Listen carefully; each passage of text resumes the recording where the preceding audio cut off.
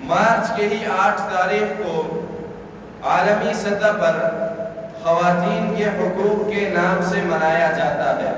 بظاہر تو یہ ایک خوبصورت عنوان ہے کہ عالمی سطح پر خواتین کے حقوق کو یاد کیا جائے اور ان کے تحفظ کے لیے منصوبہ بندی کیا جائے۔ ظاہر سی بات ہے، دنیا کا کوئی بھی مہذب معاشرہ خواتین کے حقوق پر کوئی بھی سمجھوتہ نہیں کر سکتا۔ سب سے بڑھ کر جس مذہب نے خواتین کے حقوق کا تحفظ کیا ہے وہ مذہب اسلام ہے۔ اسلام نے خواتین کو عزت دیا، اسلام نے خواتین کو احترام دیا، اسلام نے خواتین کو حقوق دیا اور اسلام نے خواتین کو عزتوں اور رفعتوں کی آسمان پر پہنچا دیا۔ یہاں تک کہ جس بیٹی کو زندہ درگور کیا جاتا تھا، اسلام نے 1 اور 2 بیٹیوں کی پرورش پر جنت کا وعدہ دیا۔ جس ماں کی کوئی معاشرے میں عزت اور قدر نہیں تھی، اسلام نے اس ماں کی خدمت کو جہاد سے بھی افضل قرار دیا اور اس ماں کے قدموں تلے جنت کو ٹھہرا دیا۔ اسلام نے خواتین کو ہر قسم کے حقوق دیے۔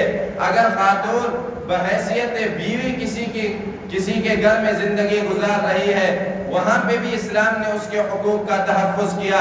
لیکن گزشتہ 2 دہائیوں سے بلکہ 4 دہائیوں سے عالمی سطح پر جب خواتین کے حقوق کے نام سے ایک دن مختص کیا گیا، بظاہر ایک خوبصورت نعرہ دیا گیا، بظاہر ایک خوبصورت عنوان دیا گیا، لیکن اس خوبصورت عنوان کے پیچھے اسلام کو نشانہ بنایا گیا، اسلامی احکامات کو نشانہ بنایا گیا، مشرقی اقدار کو نشانہ بنایا گیا، اخلاقیات کو پامال کیا گیا اور اسلامی جمہوریہ پاکستان کے اندر بھی خواتین میدان میں نکل آئی، فیمنزم کا نعرہ بلند کیا گیا اور اسلام کو نشانہ بنایا گیا۔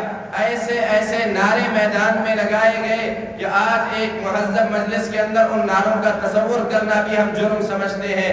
میرے محترم بھائیو دوستو، خواتین کے حقوق کے تحفظ کے ان عالمی اداروں کو قطعاً کوئی فکر نہیں ہے۔